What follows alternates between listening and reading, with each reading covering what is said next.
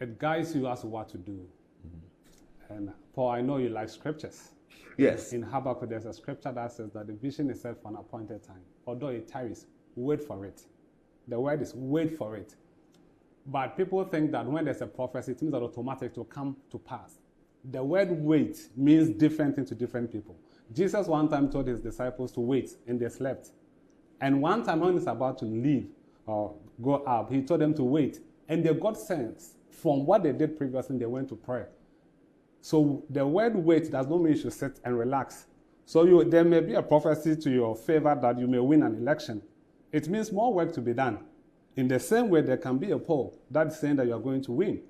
It means there's more work to be done. So we set up this poll to be able to guide politicians and parties in faction of strategies. I think that the elections is more scientific and data. That if you don't take data and science serious, you will not do well. I have a professor that says that torture numbers and they'll confess to anything. So we set out to be able to predict possibly how this 2024 election will go. And people think that election cycle is 8 years, so 8 years automatically there need to be a change. No, we've done 16. So it's like we are starting anew. And there's a need for you to take the science and data serious to be able to organize your activities. And later I'll be sharing with you how the dynamics have been changing over the past 12 months. I should say, before I go, I've been going into the details. If the elections were conducted last year, November, President Mahama would have won hands down, even in Ashanti region. November last year. November last year. November 2023. 2023. Because per our polls, NPP were around 50%. As of November when we did our polls. NDC. And so NPP, I'm talking about we're 50%. We're 50%. 5-0. 5-0. That's a win. No, I mean in Ashanti region alone. Oh, in Ashanti, you're talking in Ashanti region. Oh, in Ashanti, which they is were their 50%. They've been doing. That's abysmal. Minimum they do is around 72 or so percent. Yes, that's abysmal. 50 would have been abysmal. 50 would have been. And over the months, the trend shows a great change. So we'll be going into the details. So did you do a poll in November 2023? Yeah, we've been doing from November 23 up to now. Like this poll you are showing us, you've been building it up from November 2023. We've been building up, but this one relates to 17th October to 2nd November, the one that we are coming to discuss. Okay, tonight. so you have polls that are coming all the way from November last year, but you were not publishing them. We're not publishing it because as consultant, we were only doing for IPG, and this is the final. I mean, and they want to tell the world, I mean, the trends and what it is now. Yeah. I'm sure people will be more interested in the trends than the actual outcomes. So if I may spend some time on it. So from November, Mahama is winning. By what percentage do you remember? No, we concentrate on strongholds, you know. Okay. And when we even this last poll is on strongholds. No. This is nationwide. Okay. Nationwide. So in November 1, when you look at the strongholds that you expect to do well, I mean, NPP wasn't doing so much well in their strongholds, and they were doing around 50 or 50%. And that's what you observed. That's what we observed from the polls. And by April, they had moved to around 60%. And now? And now they are doing around, as at 2nd November that we speak, they were doing around 61%. But when we do, if we show the demographics, you will see that there were those who will not vote. Yeah. You know, there are two segments of those who will not vote and those who are undecided. When we take that percentages out, you know, NPP is around 66.4% in Ashanti region. But then, as at last week, Thursday, our final polls were in, you know, and NPP has crossed the 70% margin. I mean, in Ashanti region. And you know, there are key things that we need to take serious, especially utterances and things that politicians say. You will remember that somewhere, I think in November, there was some part of NDC who were saying things about ex-president Kufuor. When you look at the dynamics in Ashanti region, there are two things they don't take for granted. Number one, they are chiefs. Number two, respected elderly people. That when you speak against their chiefs, no matter the difficulty they have, they'll set it aside and they'll come and settle with you. No matter the difficulty they may have The with that difficulty chief, they have with that themselves, chief. whether with themselves or with the chief, Okay. they will put it aside and they will face you squarely. That's how Ashantis are. That when you look at the dynamics. So since those utterances against Kufuor started coming, there were a lot of undecided voters in the Ashanti region, and now they are all shaping up. As at last week, that we received our last results, they have crossed from the 66.4%. They have crossed the 70% threshold, which means that it's going up and possibly by the next 2 or 3 days when we go to the poll, if all other things being equal, they are expected to maintain the 1 million differences vote that you were talking about earlier. So if they keep it, they are expected and hold to keep it by the time counting starts. Yes, we are expecting all other things being equal. You sound very confident about your work. Yes, because this is something we have monitored a trend over a period. It's not just a one-time study. And starting from 50 and building up. And it also appears that when the NPP presidential candidate speaks or visits an area, it has a certain influence in people's perception of him. So he gets a bump when he goes around. He gets, and you see, when he went to Ashanti region, he spent quite some number of days there. It has actually improved the confidence in him. So I think that political parties should be mindful of how they speak. You may be telling the truth.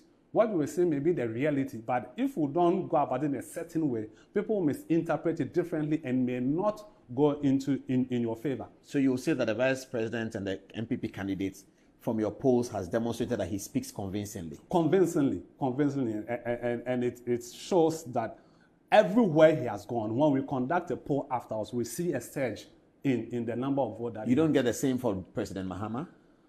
Yes, I don't. We don't get the same because when one is winning, one is losing. Because as of last year November, President Mahama was doing so much well in Ashanti region, and I think you mentioned that a good number of NDC leaders have gone into Ashanti region. Probably their internal polls is also telling them that there's a lot of work that needs to be done, which confirms what we are saying here. I see. That's interesting. So what about other Greater Accra region, for instance? What did you get in Greater Accra region? We expect NDC to take Greater Accra region, but the margin is being closed, gradually. They are doing... The margin is still being closed? The margin is being so that if the election if election were December 15th, the elections were... If it were December 15th, not December 7th, yes, it would be closing for the NDC. Yes, so? Because currently NDC is leading around 50.4 in Greater Accra region. 50.4? 50.4, whilst the NPP is around 47.3 in Greater Accra region. So we... And is that from last November an improvement for NPP or is it an improvement for NDC? A great improvement for the NPP? For NPP, yeah. Wow. They have been closing the gap, like I keep saying, the trend shows that they are inching up. Could that be why this week NPP is concentrating on Greater Accra and closing their rally at Legon? Exactly. So you can see that where you feel you are losing, you put your attention there. So all of them also, they have their internal polls that is communicating to them. So I was thinking that why won't they concentrate in their strongholds? NPP, I was thinking that concentrate in your strongholds. But they tend to concentrate in Greater Accra because the polls is not favoring them in Greater Accra with 47.3, although they have done some... And if they could push that 47 to 49 and take Ashanti over 70, that's significant. That is significant. I mean, that is significant. They may still lose Greater Accra, but if they can close the gap to make the NDC's victory marginal, and they can comfortably win Ashanti, they're almost there. Obviously, you see, if we have lived only within Greater Accra, you may think that it's like two different worlds when you travel outside Greater Accra. For the choice of the two parties? Not a choice in terms of development and in terms of economic factors, how we explain and interpret economic issues. If I may go into the reasons why they vote, per our sample, we sampled about 29,000 and 290,029. So out of these, we covered almost all the 276 electoral constituencies, and we have around over 6,720 electoral areas. We selected 5 electoral areas from each constituency. Then, out of the over 40,000 polling stations, we took 3 out of every polling station. Then we took 7 voters. So in total, if we multiply, our total sample space should have been around 28,000, but we ended up, it should have been 28,980, but we ended up interviewing 29,029. What it means is that what we actually, the people or the voters we actually sampled are more than the sample space that we intended to do. Why did this happen? You see, we try to choose the enumerators carefully. You can select some enumerators when they go and a group of 8 or 7 people are there. You interview them, which means that groupthink can affect the responses. Yeah. So they might want to play according to. Yes. And also, if we don't check the background of enumerators and you let's say the person is NDC biased, when he goes, he may feel more comfortable when he meets an NDC person. So you may do polls, but the But do you ask your enumerators, are you NDC or MPP? Do you ask them? No, we don't, but there's a way you can find. Because when we come to Ashanti region and we pick most of the enumerators from Ashanti region, they are likely, the propensity, the likelihood of you being an NPP is higher. Yeah, so therefore, we have to change it. I mean, in a way to be able to have a random, a sample size that they can interview. So with this approach, we have enough sample to be able to mimic the voter population of over 8.7 million that we have. And we also did about 52% of them being females. And about 60% of the respondents are are 40 and below. That is between 18 and 40. Are you reflecting the voter population in the voters register? Exactly. Yeah. So that we can be able to it's supposed to be heterogeneous, and we'll be able to tell the differences over the sample size that we had. So, and we also find out whether the person voted in 2016 and in 2020, so that we can tell your voting pattern can influence how you vote going forward. Yes, and largely, about 82% had voted in 2016 and about 86% had voted in 2020. So typically, the new voters that were added, were around about less than 20%, generally. Does that reflect the voters register? Generally, yes. Okay. Yes. I mean, so that's how you picked your sample? That is how we did you do every region? Yeah, all the constituencies, 276. Oh, you did every single constituency? Every single constituency. That's why I said that we selected 5 electoral areas. Okay, so we've talked about Ashanti. We've talked about Greater Accra. Let's talk about Volta region. What did you find? Obviously, we expect that Volta region, NDC is going to win. However, the momentum of NPP is increasing in Volta region. There is a report by EN Analytics. They usually write a report on elections afterwards. And 2016 and 2020 report, strongly emphasize how the NPP is gaining grounds in the Volta region. And our polls confirm it, that gradually the acceptance or Volta region is generally giving in to embrace NPP. So what it means is that when NPP is going up a little in the Volta region, we are expecting NDC vote to come down. So also, if almost everybody leave Volta region to go and concentrate in Ashanti region, it means that there's a work that has been left undone. So it's not like a done deal. And NDC should also concentrate there, And they should work to maintain. What are the things that are making Voltarians sort of listen to MPP? What are some of the things? In this past, let me say, 4 weeks, the things that the NPP government has done, they were not communicating until the last 4 weeks. Oh, the NPP was not communicating. They were not communicating. It's achievement. Achievement. Yeah. In terms of what they've done. So if I am only looking at how I have benefited, I may not have benefited so much, but when I see generally that, okay, I may not have gotten A or B, but in the total sum, you've done this and you care about us. That one alone brings a certain level of acceptance.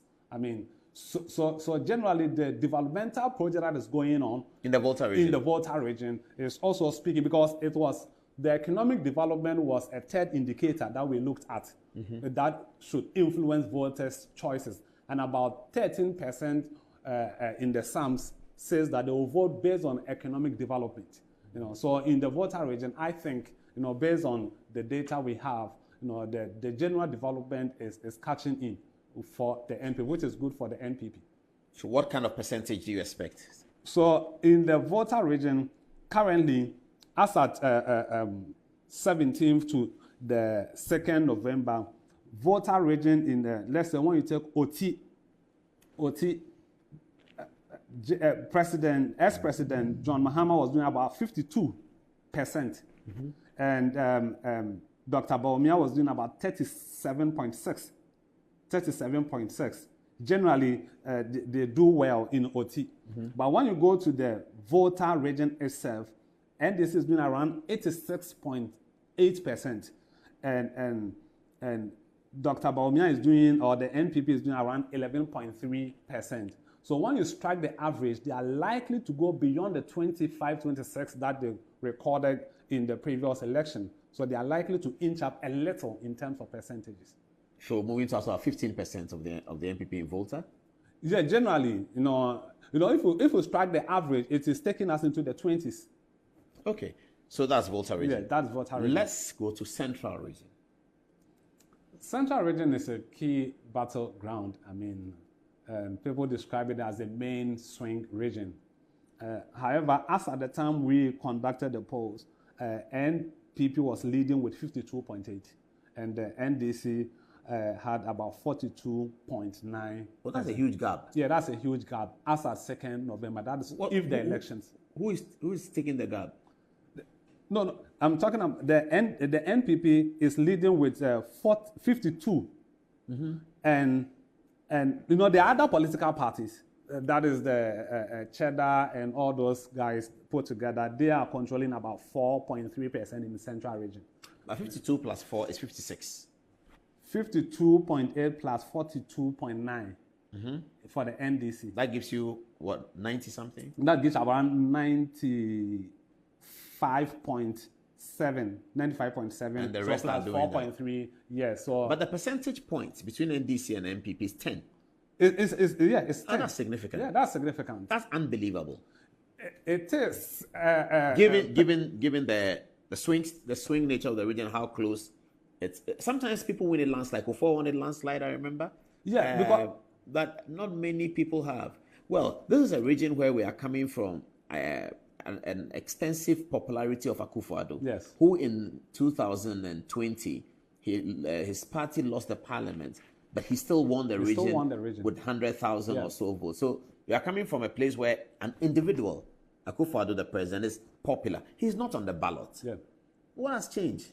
So you can see that all the achievement of Nana Akufo-Addo is tagged with Dr. Bawumia, that he has been a key architect in terms of this development.